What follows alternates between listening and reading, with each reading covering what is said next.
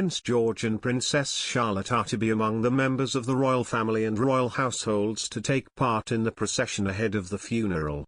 Prince George and Princess Charlotte's attendance at the Queen's funeral is believed to have been the idea of their parents Prince William and Kate, the Prince and Princess of Wales.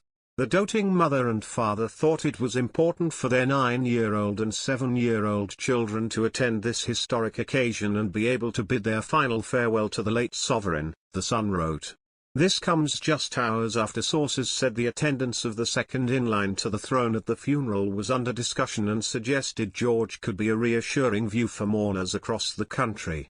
One insider told the Mail on Sunday, "Courtiers are keen for Prince George to be at the funeral in some capacity, if only to reassure the nation of the order of succession." Another palace source said, "It's currently under discussion. No decision has been made yet." Kate and William's eldest son and daughter will be among the youngest mourners at today's state funeral and likely the only great-grandchildren of the Queen in attendance. In scenes surely to remind the grieving public of Princess Diana's funeral, George and Charlotte will be part of the cortege walking behind the Queen's coffin from Westminster Hall to Westminster Abbey. King Charles III and Queen Camilla will be leading the procession, followed by Princess Anne and her husband Vice Admiral Sir Timothy Lawrence. Prince Andrew and Prince Edward will follow through, walking right in front of the Prince and Princess of Wales and their 2 children. The Waleses will be followed by the Duke and Duchess of Sussex and other members of the royal family. After the procession, which will take the Queen's casket to Westminster Abbey's West Gate at 10:52 a.m., the royals will join the rest of the congregation, in time for the service to begin at 11 a.m. Prince George, Princess Charlotte and Prince Louis were last seen in pictures shared on the morning of September 8, when they began their first day of school at Lambrook, in Berkshire. The children donned their new school uniforms as they walked hand in hand with their parents.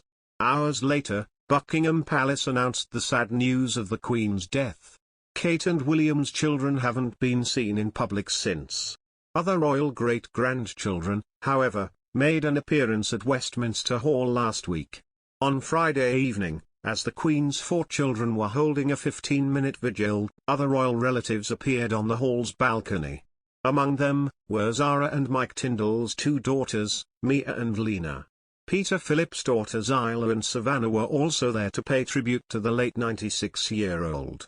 While George, Charlotte and Louis have been grieving their Gan behind closed doors so far, William and Kate have stepped out of their new home in Windsor to meet mourners.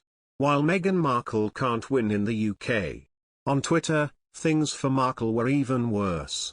While Prince Andrew failed to make it into the top trending topics during his return to the spotlight, #GoHomeMeghan Markle dominated the website on September 12. The hashtag started after Markle accompanied Prince Harry, Prince William and Princess Kate to greet mourners in London. Had Markle not accompanied her husband in this task, she would likely have been accused of discarding the feelings of the British public and disrespecting the Queen. Showing up and doing her duty unfortunately did not mean she fared any better.